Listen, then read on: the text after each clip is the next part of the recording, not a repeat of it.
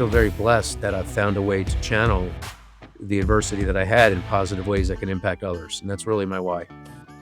Hey, it's Dino from the Way Podcast, and this particular episode is not like the rest. So it's not going to be the actionable items and steps needed in order to be able to be a high-producing loan originator, but it's everything you want to know about our industry today and where it's heading.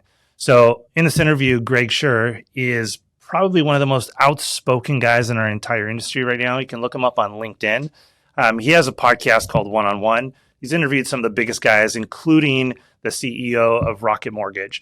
So listen, in this episode, you're going to hear everything about what AI is doing and where it's going. You're going to hear about what the future loan officer looks like and what potentially could happen to all of these companies out here and the ones that don't adapt, how they're probably not going to be around.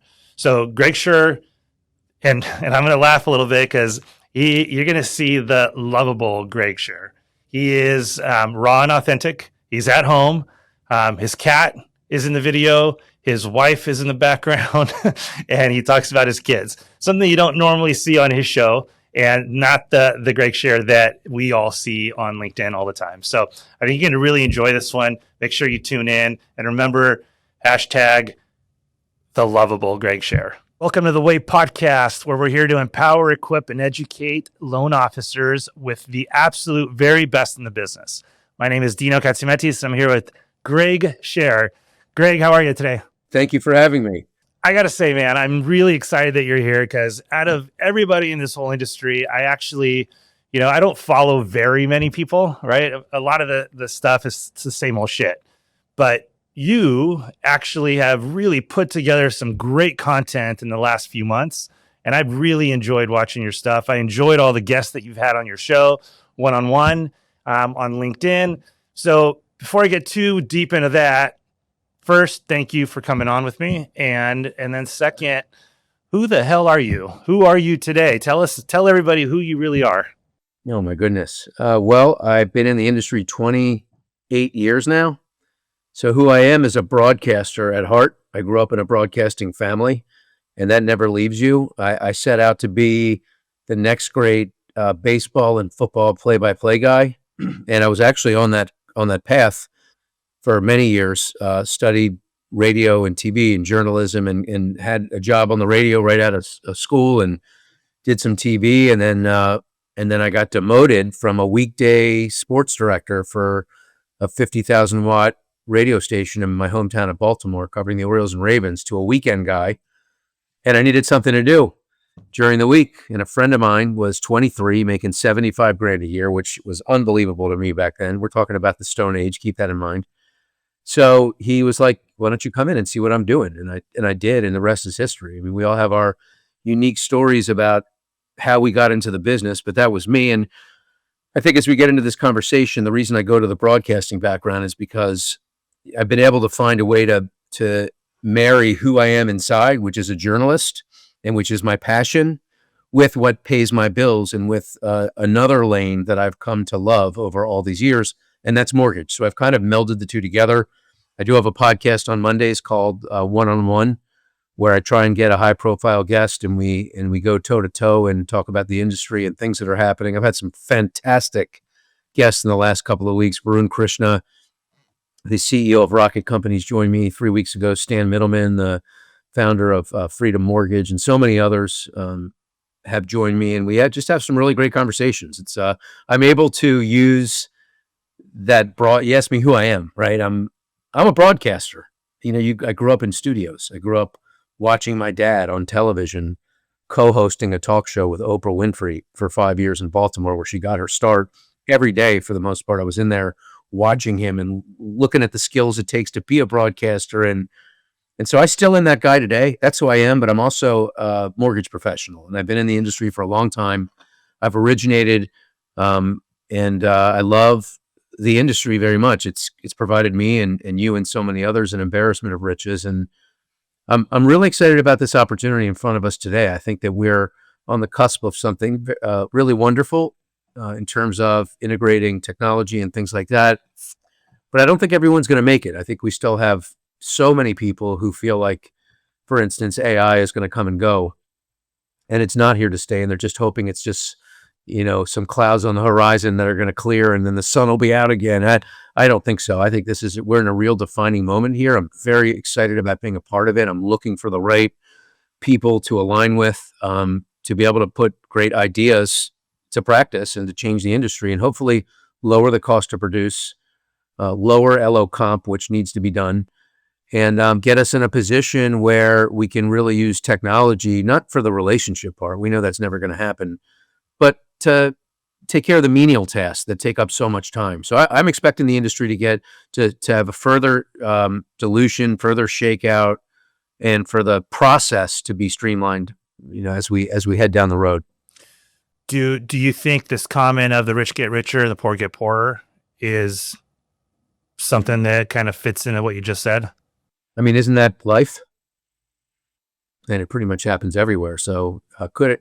I've not heard that in applied in mortgage. I don't necessarily think that anything is that simple, right? Like who do we consider rich? I mean, I think one thing that we've learned for anyone that's been in the mortgage industry for any period of time, if you look back 15 years ago at the people that were leading then, countrywide included, there's really nobody on the list anymore. That's, then 15 years before that, there's nobody on that list. So 15 years from today, I would expect most of the names to not be around anymore. People change, leadership changes, objectives change. People want to get into the market. They want to buy you out, change course. So it's still a game where the rich can trip up. And you talk about rich. Like if you looked at the top 10 IMBs right now, you've got several that have been around a long time with owners that have made a lot of money, that I'm sure don't want to risk it all. So I would expect some change in the next 5 years at the top. I'm not sure how it's going to manifest itself.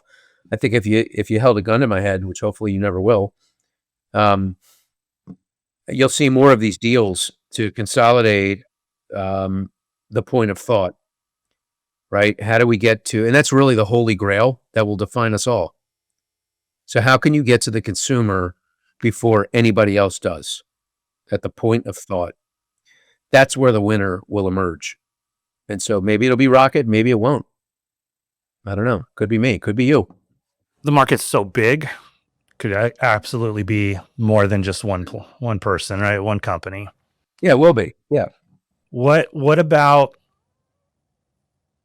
a lot of the smaller guys? So much of our industry has been, these smaller brokers or just individual guys that have, they're good. A lot of them are not. But do you think that will still exist? Could you be a small guy in the next few years, or do you have to kind of roll up into something bigger? Depends on what you're trying to accomplish. If you're a sole originator and you just want to get your loans closed, make your money, have nobody breathing down your neck, I think there's a great opportunity on the broker side. If you hope to build something out where you've got layers and you're bringing people up, and there are some headwinds there if you're in the broker arena, namely the amount of money that you can get on a loan, although we are in not one of those environments right now, but hopefully we'll return to less of a rate compression environment. I think it just depends on your objectives. I will say this. In cycles past, the brokers have picked up steam when rates have compressed because people want to run to the lowest rate in a lot of instances, but the technology was never good. And you sort of sent your loans into a black hole and, crossed your fingers and held your breath. And then when things got better and rates went down, a lot of people would move over to the lending space where there was less pressure on rate and they could make more money. There will always be some of that, but I believe that the broker channel is in the best position it's ever been in today, in large part to the work of Matt Ishbia at UWM and the things that he's done. I'm not talking about the behavioral things because, I'm not going to tell you what side I line up there on. But in terms of the impact that he's made on the industry with technology and loyalty and all the services that he and others, it's not just him, it's EPM and Eddie Perez and so many other great people in the industry that offer a great wholesale experience. Rocket, Obviously, you can't have a conversation about this without them. But the thing that's going to be different this time is it's going to stick around. Right now, it's at 28%-ish. I wouldn't be surprised if it went to 40% in the next 18 months. And I'm a lender, by the way. I'm not a broker. So, I mean, I'm saying that I'm just being real, okay? Now, it doesn't mean that there's not going to be incredible opportunity on the lending side, because there will be. It's the channel that I'm in. It's the channel I've always been in. But I think we all have to get used to this idea that we're all going to be doing this. Like, it's going to be brokers, it's going to be lenders. And I've talked a lot on my LinkedIn about not having to have a separation of church and state and us against them. And so I created this this hashtag years ago, about a year and a half ago, all of us. And the idea of all of us, the hashtag all of us, is to have us all focus on what we're in the business for, and that's the consumer. That's why we're here. We're not here to fight with each other and to try and manipulate and bring all that stupid ass drama into transactions to try and convince somebody that a broker is better than a lender. Who gives a shit? All consumers want is great service. And that is our responsibility, no matter what channel you're in. And I think we should support each other. You hear me, I'm talking favorably about brokers. I think there's room for everybody. Whatever. I'm glad you brought that up. I'm a big proponent of that. And I do also feel that a good mortgage advisor, it doesn't matter if he's on the broker side or the lending side. A good one's a good one. They're going to succeed no matter what channel they're in. Personally, I'm obviously in the more on the broker side, and I do love it. However, and I'll actually even validate what you said about like Matt Ishbia with UWM, absolutely brought technology to the broker space, doing a lot for the brokers. And at the same time, after enough years of this passed, I think he's even hurting the broker space a little bit. And I'll expand on it. I actually used to be a UWM loyalist and sat on their advisory panel and loved everything they did. And then all of a sudden, one day, I was like, "This is bullshit, man! Like you're ruining everything." And I'll tell you how. I was sitting at one of the events, I don't know, one of the broker events, right? And there's a bunch of people there, and I happen to be sitting next to this guy, and I strike up a conversation. He asks me how long I've been in the business. I tell him, I ask him. He says 6 months. And I'm like, "Oh, wow." I go, 6 months, where are you working? And he goes, "Oh, I got my own place." Like, how do you have your own place? That doesn't even make any sense to me. He only uses their whole suite of everything because he doesn't know how to do anything else. So number one, you're not doing your client justice because, you don't even know if there's something better out there. You don't even know how to structure anything if something came up to you. So I ended up having a conversation with him. And at this point, I also got a little bit bitter because I lost one of my best LOs, not to competition, but to himself. And that's fine. The guy was good. He deserved it. But then I lost another one down the road. And that guy was only closing, like, on average, one loan a month. So how does a guy like that even become a broker and have his own place? Because back in my day, the broker had to qualify to be a broker. It wasn't just about getting the broker's license. The lenders had to also qualify you and say, "We're willing to work with you." And Ishbia was just approving everybody. So I have this meeting with them, right? And he's like, "Well, you got to understand, I'm trying to get more people into the broker world." And I said, I understand that. I go, "I just think that you should be telling the guys that aren't qualified to be brokers themselves, like the head top broker, right? That they should be working under guys like me, and you should be still promoting the broker space, but having them fall in line under guys that know what they're doing so that they don't ruin the broker name," was my opinion. Interesting. So he was letting onesie twosies in, and you thought that it was taking away from the integrity of what you were doing. And yeah, well, I'm not familiar with that beef, obviously, because I'm not on this side, but I can understand where you're coming from. At the same time, those people would say to you, "Hey, Dino, there was a chance where you wanted to spread your wings and fly. Then who are you to qualify me for what that looks like?" So that would be the other end of the spectrum, right? I mean, obviously, when you're in a position where you're hurt and I'm sure you had relationships with those people and probably didn't see it coming. I mean, there's a lot to that, right? And that's the unfortunate part of this business is it's very hard to loyalty runs very thin these days. In particular, I can speak to that from the IMB side because I'm an executive at an IMB, and there's this mentality now as I'm pivoting away from this conversation, obviously. Otherwise, it's going to turn into therapy. I'm going to ask you to start telling me your feelings for these people. In all seriousness, there's a mentality now among great producers in my industry, especially on the lending side, that after a couple of years, they're free agents. They get these signing bonuses. They sign these agreements with these nasty clawbacks. And once it's up, they know to the day, to the hour, to the second. Then they shop themselves again like they're Tyreek Hill in a contract year. It's annoying. And so that's hurt our industry. And that's a new thing. That's something that started to come about in around 2019. So I'll tell you my opinion on that as well, because obviously after I lost a few people, it made me think about, okay, I have to level up. And so what is it that I have to do in order to make it where they never want to leave, right? And sometimes there's nothing you can do. And when you're going to have somebody that's good that wants to spread their wings, you know what? I did the same thing when that time came. So there's always going to be those people, as they should, right? But at the end of the day, as an owner of a mortgage company, what I've instructed my executive team is, listen, every day when we wake up and come to work, we have to earn their business. Those mortgage originators are our clients. So we have to earn their business, right? And there is a lot of people out there trying to earn their business. I would say the negative side to all of it is once they get their business, they seem to not worry about them as much, right? It's the recruit, tell them everything you need, but then it all ends one day. And that's where I'm finally at a place, and it's hard lessons learned.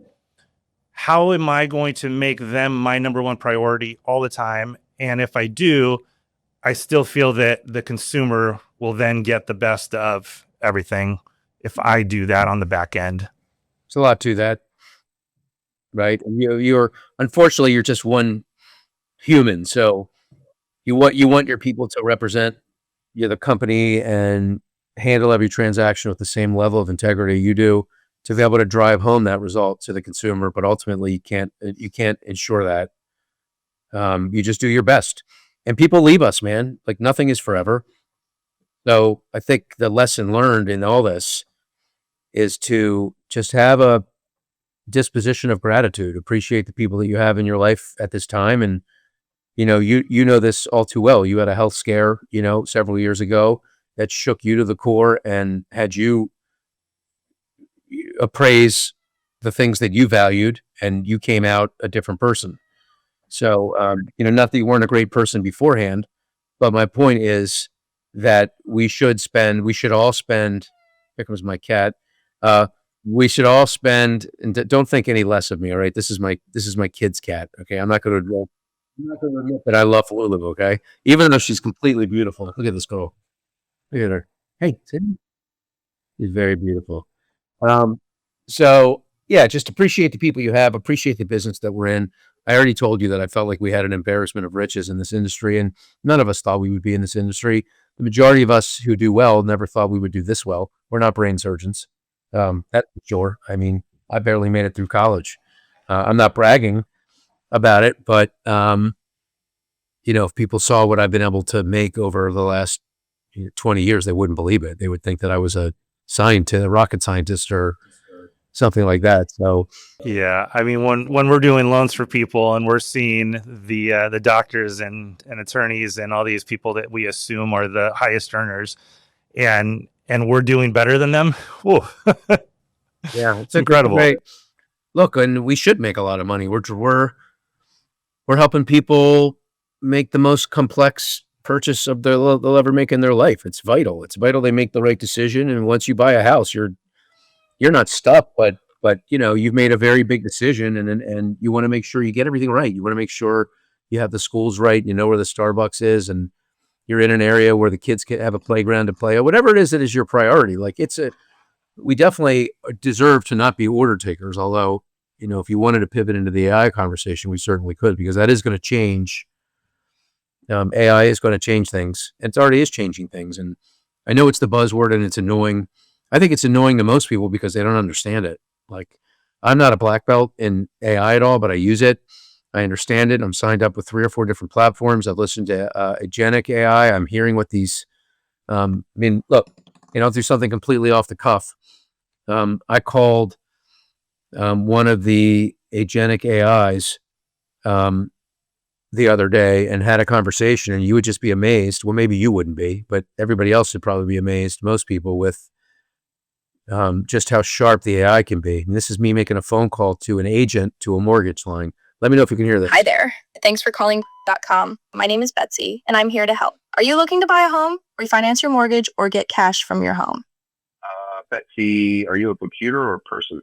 That's a great question. I'm a virtual assistant here to guide you through the process, just like a helpful advisor. If you have any questions or need assistance, I'm here to make things as smooth as possible. So, are you looking to buy, refinance, or get cash from your home? I'm looking to refinance. Great. Refinancing can be a smart move. To get started, can you share your main goal? Are you looking to lower your monthly payment or take cash out? I'm looking to pay off some debt. Got it. It sounds like you're looking to take cash out to pay off some debt.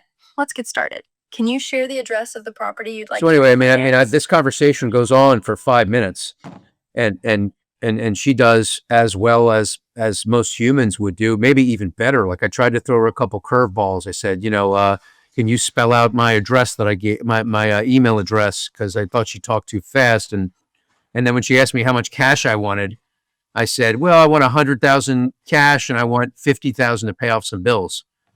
She was like, okay, so you want about 150,000 all total? And I'm like, whoa.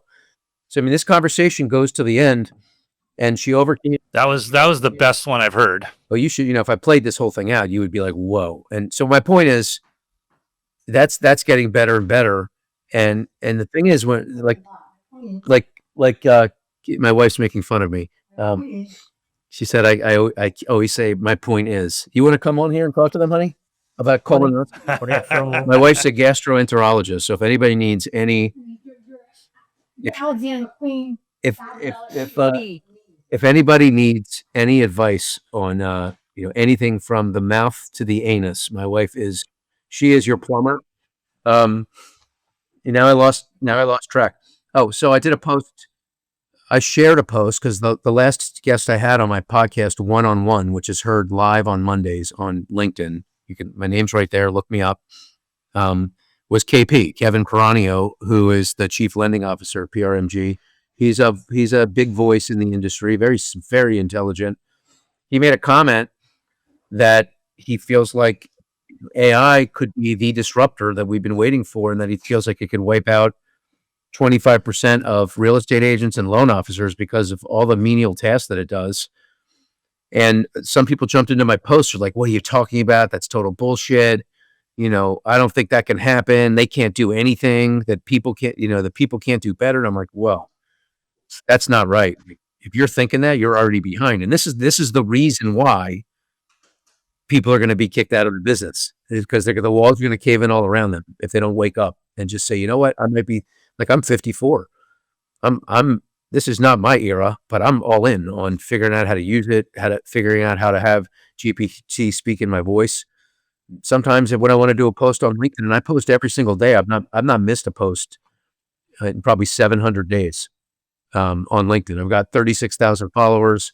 I'm probably I'm certainly one of the most followed mortgage executives that's active on that platform. And I use GPT sometimes. Sometimes I'll throw in a couple of ideas and, just high level things. Hey, say this in Greg's voice, and it'll give me ideas. Now, do I ever just copy and paste? Hell no, because it's never as authentic as I can be. But do I use it for a framework sometimes to maybe give me some ideas? Absolutely. And so people need to wake up and understand that, it's like my favorite movie, Shawshank Redemption, when Red says to Anthony Dufresne, he says, you got to get busy living or get busy dying. And to me, that's AI, baby. Get busy living or get busy dying. It reminds me of 2008. I was and you, because we're the same age, probably around 30, 36 years old or whatever it was. We were just young enough that all of the technology changes that were happening then we could adapt to. But there were the guys in my office that were like 10 years older, and they didn't adapt. They just never learned how to use the new systems. They were still wondering why we can't fax a lock-in, and they went from being big dog producers to like one a month. And now they're done. They're out of the business, because they didn't adapt. So I think the number one thing is adapt, learn. And if you don't figure out how to do that, you will be out of business. At the Mortgage Innovators Conference last month, I forget the guy's name, but he was the leading AI guy, and he gave a big presentation. And he said, everybody's number one fear is always that it's going to take over their job. He goes, I can tell you right now, it's going to take over your job if you don't learn how to use it. But the ones that learn how to use it will be just fine. That's right. Yep. I'm with you on that for sure. So let's talk about realtors first. I've heard some pretty cool stuff about just full AI realtors now, and how they can do so much more volume at a much less, expensive price. Do you think, and let's relate the two, lender, realtor, which one is AI most likely to overtake? Wow, what a question. Loan officer. Because the real estate agent holds the information to the keys to their dream house. So as long as we don't get away from the idea that it's important to know the communities people want to move into, and I can't see it not being important. I just can't. I mean, you can try and tell me a scenario where it's not going to matter, but I'm not moving anywhere where I don't understand where the hell I'm moving. And I can only get so much research online. I need to talk to people in the community that understand it. I want to be introduced to people that might be my neighbors or that have been there for a long time or have bought from that builder before or whatever, like loan officers, why can't realtors develop relationships with clients? To me, the realtor can be an originator and a realtor on the transaction. It's much harder for me to fathom a loan officer being a realtor and a loan officer. And I'm saying this again because I keep it 100. I'm on the lending side. God forbid that ever happens. But you asked me a question. I'm going to answer it truthfully, and that's my answer. What do you think? I feel the realtor is more likely to go because they really, other than having that initial, like, we're going to write the offer and we're going to help you find a home, it's already gone away from jumping in a car and going somewhere together and building a relationship. I mean, they don't even do that anymore. Most people, I know, even my own house, I found it on Redfin, and and then I went and drove it by myself, and then I dealt with the realtor. Now, and maybe because of how I do loans as a true mortgage advisor, as opposed to just an order taker at one of the, big places, like let's call it a Loan Depot or a Rocket loan officer. Okay. That I think is expendable, or we'll start working on the real cheap, right? But a true mortgage advisor is still somebody that's going to be working with somebody that, it's a big dollar amount. I know when I buy a car, I've already gotten used to the fact that I don't need to talk to anybody. In fact, I don't even prefer to talk to anybody. But if I was spending hundreds of thousands or millions of dollars, I would still need to talk to somebody. But why is what the loan officer does more valuable than what the realtor does? Because you're dealing with their money. And I've realized that when you're dealing with somebody's money, they have a higher necessity to keep it close. You're dealing with the money on both sides, though. I don't understand why one is more important than the others in your example. The realtor's dealing with the money too. It's the fact that the loan officer is giving you the loan where you're going to have this mortgage. Is that, you tie that theory to that? Is the loan officer? Here's the problem with this. It's much more likely that loan officers will be call center people than real estate agents. Yes or no? Okay. So what do you get then when that happens? You get loan officers that aren't selling homes in their communities. You get people that are sitting around waiting to push rocket in their direct to consumer channel and the options that they have. So if you're a consumer, so let me ask you this question. I realize you're supposed to be interviewing me, but we're having a conversation, so it's fine. Do you think there's a time and a place where consumers will put less emphasis on wanting their agent to understand the community they're considering buying in? Yep. So other than showing somebody the house, like opening the door to let them in, and then to me, the more important part is the actual negotiation. But the problem is, I don't think there's that many realtors out there that are expert negotiators.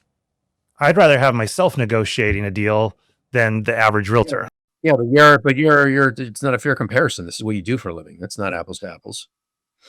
Now, furthermore, I know what kind of car I wanted because the last 5 cars have been the same car, right? So I went in and I bought another car, and it looked good, it seemed good. I wanted to make sure the bells and whistles were good, and I'm out.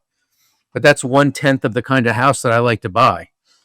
And so if I'm gonna do a 10x on my investment, I'm gonna want to make sure that everything passes the test. And I'm not just gonna want to buy the first thing I see. I would never just walk into a house and buy it. I mean, even me, who's just as sophisticated as you are, I would hope, we're both pretty high level in our industries.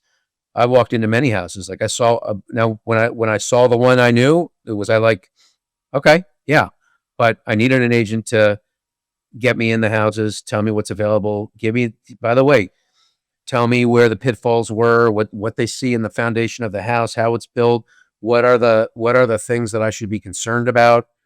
I get all that when I deal with a real estate agent. But you and I we're not middle America, brother. So, the average house is $417,000. And you better believe the people buying those, they don't look at that transaction the same way they do when they buy their Toyota 4Runner for 48 grand. They just don't. That's just an opinion. I'm saying it with conviction but that's just my opinion up against yours. This would be great if you bring other people into this conversation. I even agree with you. Yeah. I agree with you. But here's where I think it lands from both sides, whether it's realtor or lender. I think the upper echelon of each of those will survive and actually thrive. And I think everybody else that can't negotiate properly or can't look at a house and give proper advice on what's actually going on in here, because it's not a function of looking on MLS anymore, finding the right house and going and opening the door. There's way more involved that's too important. And from the loan officer perspective, if you can't be a great mortgage advisor and really be in tune with their needs and long-term vision, then you're just an order taker. You're just a call center guy. And I think the upper echelon of both will thrive and the lower echelon will. Well, you're having a different conversation now. So if you ask me, what does it look like in the future for loan officers and agents, I would tell you, you will have less doing more, which is exactly what you're telling me. Right. All right. So let's be completely honest with each other here. I'll go first. And I have a point to what I'm about to say. I thought the NAR settlement was absolutely going to rock the lending industry. I was worried. I was so worried that I lost sleep. I told myself a story that our business, which is 17,000 loans a year at NFM Lending, $7 billion in loan production annually. It's a big number, which is not 98% referral realtor driven, that we would lose control over all of that, those agents would no longer refer us business. And that, here's the reason why. Because half our business are agents who do a lot of business, and that's fine. That shit is safe. It's good, right? We have great relationships, blah, blah, blah. The North Settlement wasn't going to really move that needle one way or another. The problem was the other half of our business, onesie twosies, agents that just do 1 or 2 loans a year that are giving our guy all that business, 1, 2, 3, 4. And now with commissions being potentially cut in half, why would they stay in the business any longer? It's no longer so easy to have this, even the licensing would be too much to overcome that. That's the story that I told myself. Now, fast forward, 6 months later, I couldn't have been any wronger. More wrong. Wronger is not a word. I couldn't be any more wrong. In Did fact, your wife want to validate that you just said I couldn't be any more wrong? look, when you go to college for 16 years, like she's a wise ass. She knows everything. I barely made it through a 4-year college. I had to go to junior college. I had to go to junior college before I could even get into college. Okay. She went to University of Virginia, spent some time at Harvard, and yeah, whatever. So, I mean, she's Vietnamese on top of that. So it's even more. Was he persistent? Is that how he got you? I met her on eHarmony. I just bullshitted her. That's what mortgage people do. Yeah, you're also a millionaire. Yeah. Yeah. So my point is that I was wrong about that. So here's the litmus test here. And then I'll get to my point, which you've probably already figured out what it is. What was your take? What were you telling people? How concerned were you about when you found out that happened and that commissions would be changed and likely go down, which was the narrative? What kind of stories were you telling yourself? I'll start by saying my wife loves and hates one thing about me. It's exactly the same thing, but she loves and hates it, is how optimistic I am. Because sometimes she thinks it's the best thing in the world. And other times she's just like, would you just stop? It's not great. I'm like, but it's going to be. So I looked at it and I say this because everything that's happened in our industry, no matter how difficult it's been, right? Like Dodd-Frank, we thought it was going to come to an end. Who in the hell has the right to tell me how much money I'm going to make? Well, at the end of the day, we adapted to all of it and we did just fine. So no matter what the new obstacle is, the NAR settlement, I just thought it was going to be another thing we would have to adapt to. And quite honestly, I looked at it from the perspective of there's going to be a lot of people that won't adapt and they'll just keep falling off, but I'll be fine. In fact, I'm going to be better than fine because I'm going to adapt to it. So I didn't worry about it. Well, you're talking about lending, though. This was not a lending thing. This wasn't Dodd-Frank. This wasn't going from the good faith estimate and the HUD to an LE. It wasn't any of those reforms on the lending side. This was something on the real estate side. It was the same thing on the real estate side. Just they've never seen anything like it before. They've never had to do anything big. But for the companies that rely on their leads, my point is this. We're here predicting what's going to happen and what the future is going to look like, right? And we just had this conversation about who's better positioned long-term to eliminate the other. I think it's real estate agents have the staying power. You think it's the loan officers have the staying power. This is just another one of those moments, right? And so you were right with NAR. I was wrong. So I think it's time for that to flip and I'll be right and you'll be wrong. What do you think? We'll take tally by the end. We'll see what the score is. Well, you're my new best friend, so, I mean, you're stuck with me now.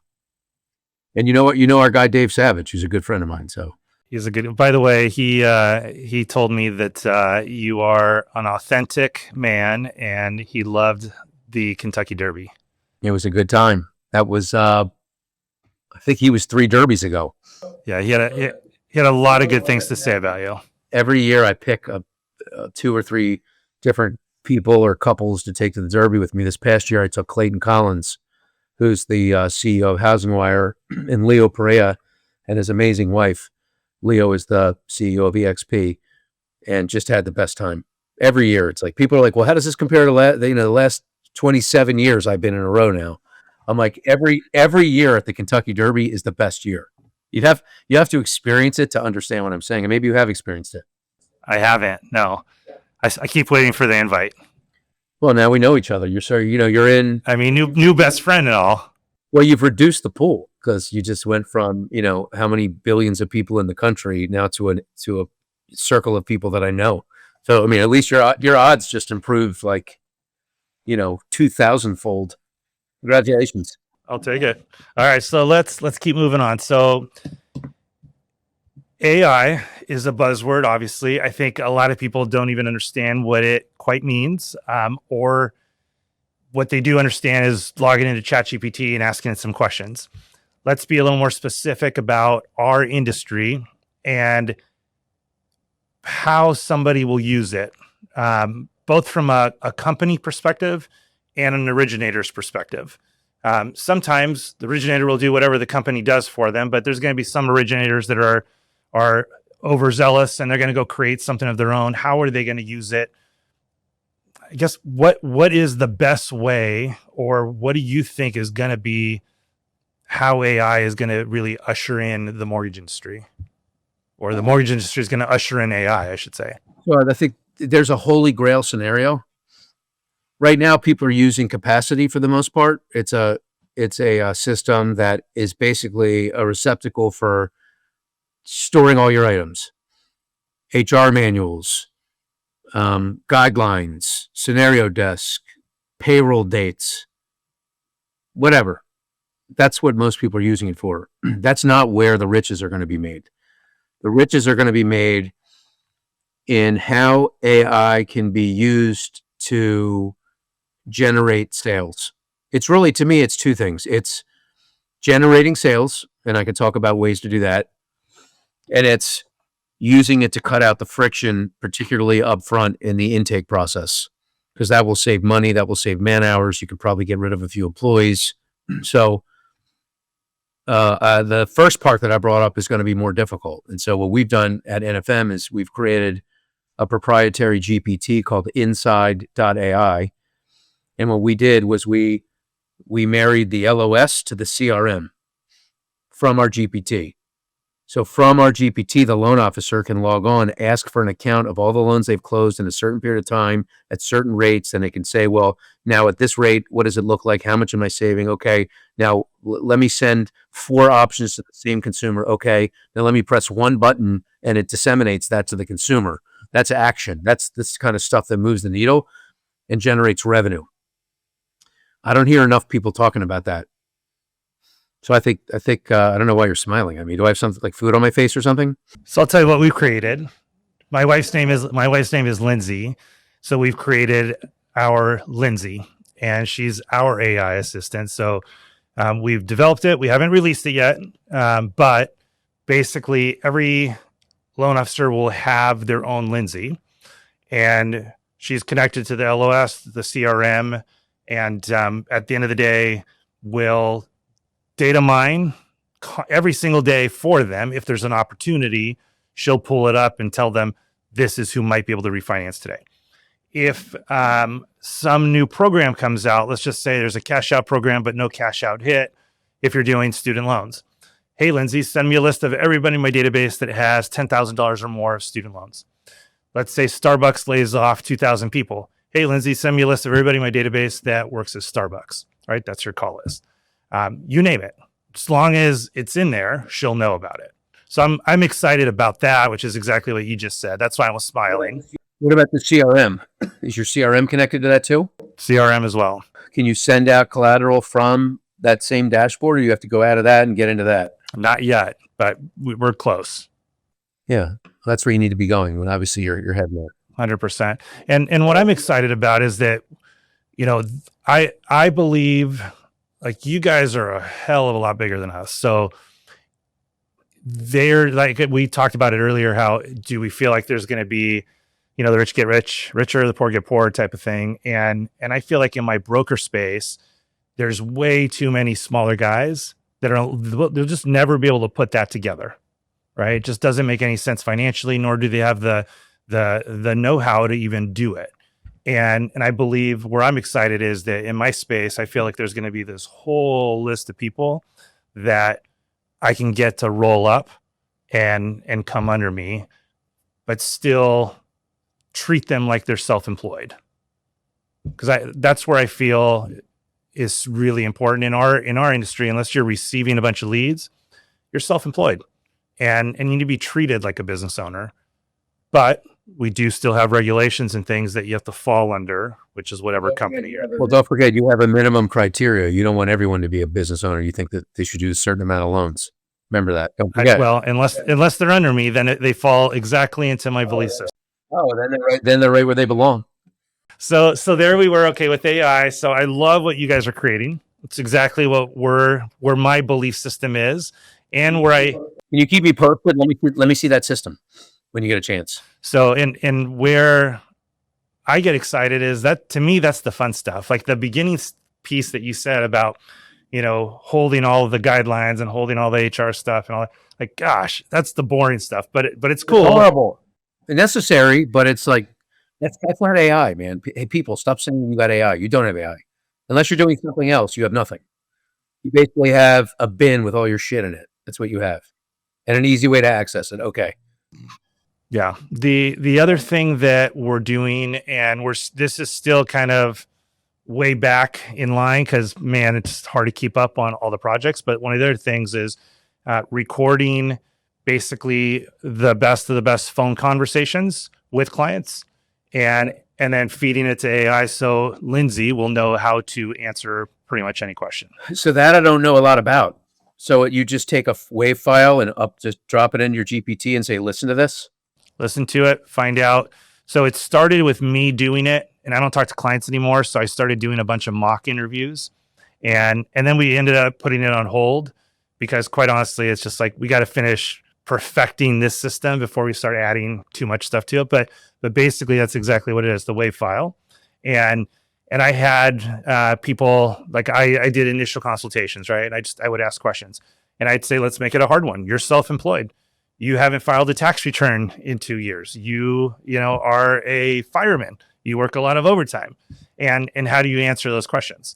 Because we all know you can't use overtime unless you have a history of it, right? So those things are super cool because ultimately one day, well, let me back up. So I've always said I can't compete with Rocket or Loan Depot because if I ever, which I don't do lead gen, but if I did, and I had to go to the bathroom, I just lost, right? Because nobody was there to answer the phone. Versus these guys have somebody answering constantly. That's old school way of thinking. But with new school, with AI, you can take on any call, any day, You can any take time, on 20 calls at once. all at once. And it could be with, I'll just say with my style of interviewing somebody, right? And then there's different styles of interviewing somebody because I suck at doing leads. When somebody says, hey, that's great, man, but what's my rate? How much is it going to cost me? I'm like, I don't know. I got to ask you some questions first. Then they hang up. So I don't know even how to do those kind of calls, right? But with a high level referral based guy, I'm in. I got that. So anyways, that's where we're going with it all. So Dino, what else would you like to know about me? Do you feel like you know me better now? I think a really interesting interview. I think an interesting interview would be your wife. I'd love to know more about you through your wife. She seems outspoken. Yeah. She would say that I'm not a disciplinarian, that I work too hard. I let the boys get away with everything. That's what she would say. And would you say you're acting just like your dad? No, I'm acting. I'm acting. God, hopefully he's not listening. But I'm acting in spite of my dad. He wasn't really like me. I go to all my kids' games. I take it all in, man. I'm trying to be there for them. I'm not trying to be their friend, but I want them to know if they get a fucking 65 on a math test, I'm not going to lose my shit. My wife goes bananas. I mean, it's like a 7th grade kid getting a 65 on a math test. It's not the end of the world, lady. Cut it out.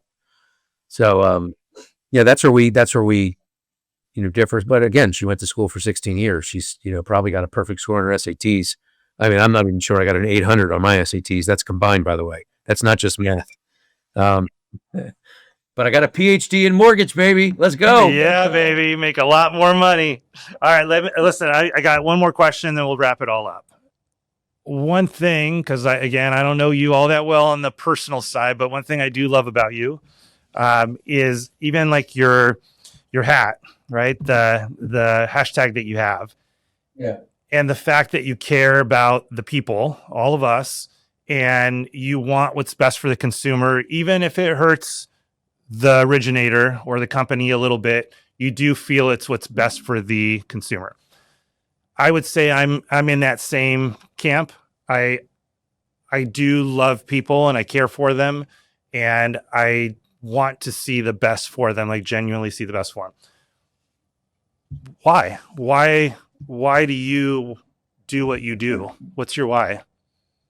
Because you're outspoken with it, and you are very strong in your opinions. I haven't always been like that. I think that age has a lot to do with it. I spent my 30s making a lot of money and blowing it all, just being stupid and careless and not smart with it. I spent my 40s trying to learn from those mistakes and to hold what I thought I knew that no one else knew, close to the vest, selfish. And so now I'm in my 50s and I'm at this inflection point. I call it the legacy phase of my career. I'm in the last leg. I don't know how long it's going to be. Hopefully it'll be 8 to 10 years, I hope. I got a lot in the tank. I work every day. I'm far from wanting to take any time off. I don't know what the hell I'd do if I did. And I've always enjoyed, even when I owned my company, I should say that I spent my 20s watching other leaders make a lot of mistakes and taking really great notes when it comes to how they deal with people. And if I went into my teens, I would tell you that I had a lot of problems growing up and that I gained a lot of wisdom through my trials and tribulations, right? To understand people and understand how much it means to everybody to be loved and cared for and appreciated, right? And not feeling like every relationship is conditional. So I went from my, 10 to 20, making, personally having a lot of problems, to getting some confidence in my 20s, being a good loan officer, starting at 25, paying attention to what other owners were doing, taking great mental notes.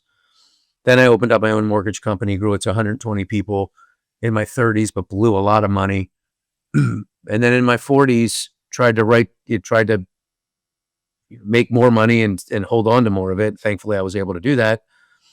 And then in my 50s, I have the benefit of being able to look back at all those decades and figure out how can I be the best me to make an impact on as many people as I can. And that's 70% of the story. The other 30% is that our industry lacks a voice. And when David Stevens died, former FHA commissioner and just a great man, MBA president for a handful of years, when he passed away, it left a real big void in our industry as far as advocacy is concerned. And honestly, we don't have, there are not many leaders in our space, in the IMB space, that speak up. They're, like I had said earlier, they're fat and happy. They're rich as hell. And I'm just waiting for the next leaders to come along that are more vocal, that use social media. But for now, the leaders of today that are running the top 10 IMBs, you won't find one of them online being outspoken about anything other than their accomplishments. And many of them don't even talk at all. You'll never find, Ron Lenhart at Cross Country, or Victor Chardelli at Guaranteed Rate, or Steve Jacobson at Fairway, or Rick Arviello at New American. These are all incredible people, man, with so much to give. Casey Crawford at Movement. Okay. These are 5 wildly successful people that could put us on their backs and do what I'm trying to do. All right. They got a lot more money than I do and a lot more influence, but I've called on them before and they have the right to do whatever they want to do and enjoy the fruits of their labor. They're all incredible people. And by the way, they all run incredible companies, but someone's got to be doing the work. Someone's got to be talking about the things that concern our future. FICO, credit scores, all the infighting. There's so many issues that I've tackled over the years and will continue to tackle on LinkedIn and outside. And I'm enjoying it. I'm enjoying the ride. So I gave you a long answer to my why, but it's like anyone else's why. It's steeped in a lot of history, a lot of pain, and a lot of lessons learned that fortunately I've channeled in a positive way. A lot of people don't do that, right? You just talking to someone about this last night. It's like we all have our stories about how we grew up and the pain that we felt at some point, whether it's parents that got divorced or feeling like a parent, abandoned you or ignored you and the issues that come along with that, or feeling like a brother or sister had favoritism, or there was a signature moment in your life where, someone really hurt your feelings or something they said or did and you haven't been able to let go of it. Like I feel very blessed that I've found a way to channel the adversity that I had in positive ways that can impact others. And that's really my why. Well, I don't know if you know this, but you just became a much more lovable guy. I had no idea. That was great. No, you did. But what are you saying? Before that, I wasn't lovable. What the hell's going I on? just here? mean you're very lovable now. You all of a sudden became a lovable teddy You bear. think I should talk more about these things on my LinkedIn? Because I don't really talk about them that much. You got to maintain that tough guy, persona a little bit. You're not the first person that told me that. Someone else told me that. I lost a recruit to Guild not long ago, like a $200 million branch. And so why'd you go there? You love my social media, you love the stuff that I'm doing. He goes, because you never talk about NFM, you never talk about your company. And I'm like, well, I don't want to be that guy that's out there shilling all the time. That's not who I am. I would feel guilty or that I'm not genuine. But he was like, you got to talk more about yourself and about your company. That's not easy for me to do. I hear nice things being said. I hear bad things being said. I mean, I think when you step out into an area where most people don't step out into, as I have, you have to be prepared to take the heat. And if you're gonna, you don't dish it out if you can't take it. And I feel like anybody else. I feel as deep as anyone else, but I've gotten tougher skin over the years. I try not to make it personal. When I go after someone or something, but we need voices in our industry, man. So come along for the ride. Anybody, everybody, jump in my link, follow me, make comments in the posts. Hopefully, you'll put my thing up here. You do some post editing here. You put up my LinkedIn link or something. We'll do that. We'll do it all. All right. So I know I lied. That was I said last question. These are super fast though. I promise. Favorite book? How to Win Friends and Influence Others, maybe. There's a great book out there called Mr. Schmooze. It's the easiest book to read, but I think it tells you a lot about sales and what the tells are to being able to identify what people's love language is when selling. And just listening to what people like, and just small gestures go a long way. Like, you don't need to gift people to death. Oftentimes, the smallest little subtle things make the biggest impact. And that's what this is all about. What's next? Probably John Maxwell. People don't care how much you know until they know how much you care. I believe that. And then the one I really want to know, out of all the people you've interviewed, who's your favorite interview? Well, back in my sportscasting days, I interviewed Michael Jordan. Does that count? Probably not. You're talking about mortgage, right? I mean, that one definitely wins, but let's just say mortgage. I thought the interview that I had with Varun Krishna from Rocket about a month ago was up there. And it wasn't because of anything I did. It was just because I took him in a few different directions. I intentionally didn't want to ask him all the same questions. I even told him at the beginning of the interview, I'm like, look, Varun, I'm going to try not to ask any of the same questions you've been asked. But, I took a chance, asked him some questions about his leadership style, what he thinks of meetings, all kinds of things. And he really embraced it and showed a very human side of himself. And people really like that. I really enjoyed that. So I thought that was a great interview. I actually watched that one. And just kind of like I said, you're like a very lovable guy all of a sudden, because it brought out. I'm really concerned about this all of a sudden thing. Here's the part you should have started this with, that, because then more people would still be watching. I mean, we're 58 into this. We probably have like people listening. We probably had like 20,000 in the beginning. I can't believe you waited to humanize me until 90% of the way through. Well, the best is always saved for last. Well, maybe you can like edit that and put it at the front or something. Come on, get the team together. Let's go. We'll do an opening with it. We'll tease it. Listen, dude, thank you so much for coming on. I really appreciate it. I really do love the stuff that you do out there. I love the fact that you have a voice and you're powerful with it. And count me in on anything you need from me. And I hope all you guys listening right now that, as Greg said, we need more voices. So be bold about it. Be strong. Do it for the right reasons too. Don't be afraid. Thanks for coming on. Dino, do you ever jump in my threads at all and comment? I'll jump in more now that you know who I am and you don't just write it off. Yeah, because I was writing you off for sure, but now I'm starstruck. I'm stunned. I really appreciate all you guys listening. I appreciate the support. And remember, we are here to empower, educate, and equip the way lending should be done. So thank you so much. Don't forget, support us, subscribe, like, comment, share, do the whole thing. And remember, send this to a friend that needs to hear this. Thanks again. We'll see you on the next time.